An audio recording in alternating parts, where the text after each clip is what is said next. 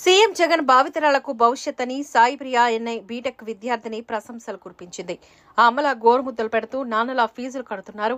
మీ వల్ల ₹1 ఖర్చు లేకుండా బీటెక్ చదువుతున్నా. అమ్మ ఖాతాలో ఎవరి ప్రమేయం లేకుండా డబ్బులు పడుతున్నాయి. ఇది కలియుగమేనా అని అనుమానం వస్తోంది. వాలంటీర్లు నాకు కావాల్సిన సర్టిఫికేట్లు మా ఇంటికే వచ్చి ఇస్తున్నారు. మీరే మళ్లీ మళ్లీ సీఎం కావాలి అని అన్నారు.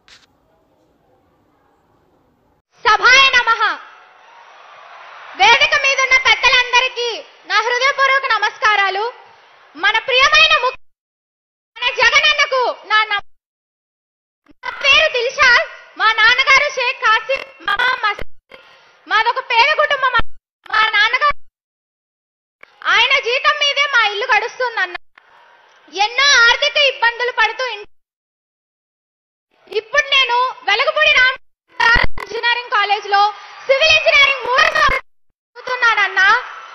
ఇంటర్మీడియట్ అయిపోయిన తర్వాత ఎంసెట్ ఎగ్జామ్ రాయడానికి కాలేజ్ కు వెళ్ళినప్పుడు ఆ కాలేజ్ ఫెసిలిటీస్ చూసి, అక్కడ ఇన్ఫ్రా చూసి, అరే కాలేజ్ లో కదా చదువుకోవాలి, ఇలా కాలేజ్ లో చదివితే కదా మంచి ఫ్యూచర్ ఉంటుంది అని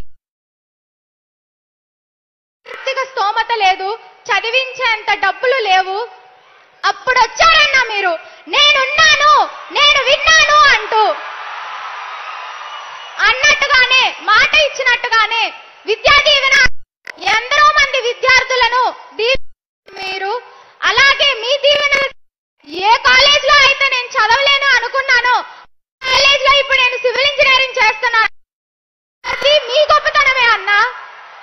విద్యా దీవెనే కాకుండా వసతి దీవెన కూడా నేను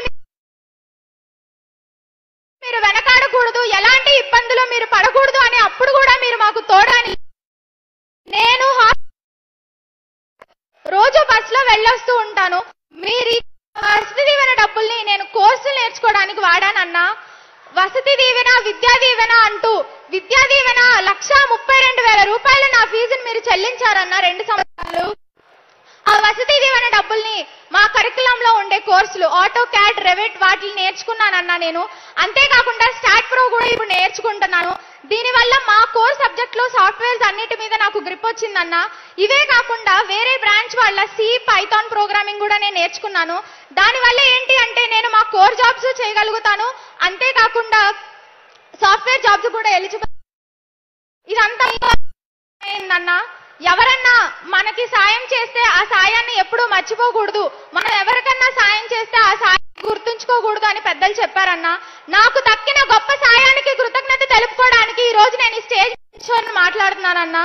ఇది కూడా మీ వల్లనే, మీరిచ్చిన ధైర్యమే అన్నా. ఇదే కాకుండా టాప్ యూనివర్సిటీస్ లో, వరల్డ్ లో ఉండే టాప్ యూనివర్సిటీస్ లో ఎంఎస్ చేయాలనేది నా డ్రీమ్ అన్నా. అప్పుడు కూడా మళ్ళీ అదే ప్రశ్న, ఆర్థికంగా మనకి స్తోమత లేదు, అంత దూరం వెళ్ళి చదువుకోవాలంటే మనం అంత ఖర్చు చేయలేము అని. అప్పుడు కూడా మళ్ళీ మీరు మాకు అండగా నిలుస్తానని మాట ఇచ్చారన్నా. విదేశీ విద్యా దీవెనతో దాదాపు ₹1,00,000 వరకు ఈ అన్న నీకు అండగా నిలుస్తా, ఎక్కడికన్నా వెళ్ళి నువ్వు చదువుకో చెల్లి అని మీరు అమలు చేశారన్నా. ఇదే కాకుండా ఆనాడు వేమన గారు పట్టు పట్టరాదు, పట్టి విడువరాదు, పట్టెనేమి బిగిన పట్టవలయు, పట్టి విడుట కన్నా పడి చచ్చుటేమో అని చెప్పారన్నా.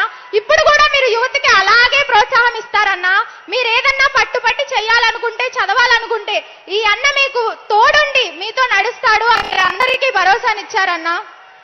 ఇదే సందర్భంగా ఇంకొక మాట చెప్తానన్నా.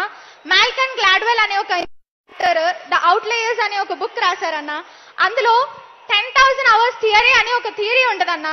అందులో ఏంటి అంటే, ఎవరన్నా ఒక వ్యక్తి 10,000 hours ఒకే పనిని కంటిన్యూస్ గా చేస్తే వాళ్ళు దాంట్లో నిష్ణాతులు అవుతారంటన్నా, రెనాట్ ప్రొఫెషనల్స్.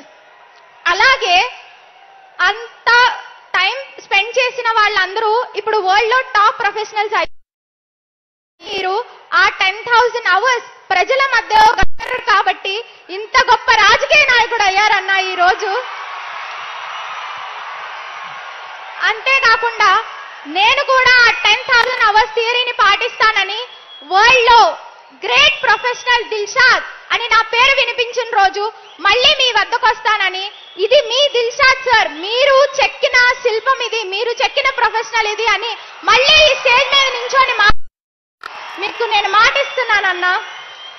మీలాంటి యంగ్ మినిస్టర్ చేతుల్లో రాష్ట్రం ఉన్నందుకు, మీరు తీసుకొస్తున్న కొత్త కొత్త రిఫార్మ్స్, మీ ఐడియాలజీస్, సచివాలయాన్ని తీసుకొచ్చి మన గాంధీ గారి కళ అయిన గ్రామ స్వపరిపాలనను ఇంకా ఇలాంటి ఎన్నో ఇన్నోవేటివ్ ఐడియాస్ తీసుకొచ్చి మా యూత్ కి ఎంతో ఇన్స్పిరేషన్.